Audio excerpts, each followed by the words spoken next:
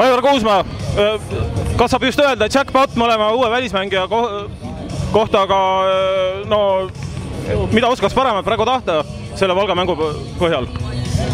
Ei no ühe mängu peal nüüd ärme hakka GJ'st nagu järeldusi tegema, aga noh, põhiline, et domineerib lauas ja küll ta natuke meie Euroopa reeglitega ka ära harjub. Natukene võib-olla tahaks rohkem korvialust mängu, liiga otsib piset võib-olla, aga Pumala koha pealt teine mängija ja ma arvan, et mäng mängult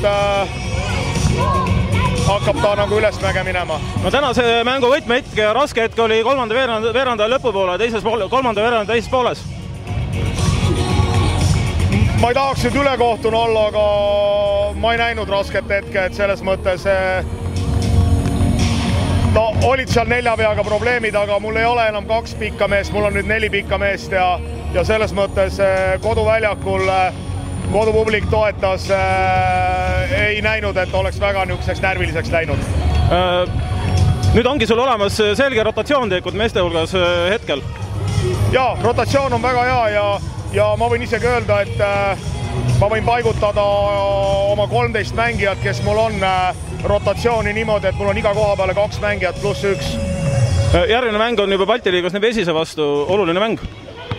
Jah, et siin kindlalt kutsun publikut jälle saali ja publik on nagu 6 mängija, kes aitab võistkonda.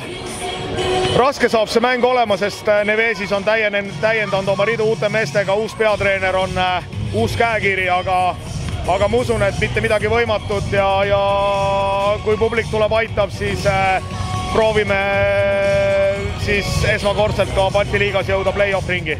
Aivar, kas sinu silme läbi on ka fännide aktiivsus ja hulk on viimastel hetkedel üsna palju kasvanud? Fännid on saalis jälle tagasi, et oli hetk, kui meile Seidaks lahkus ja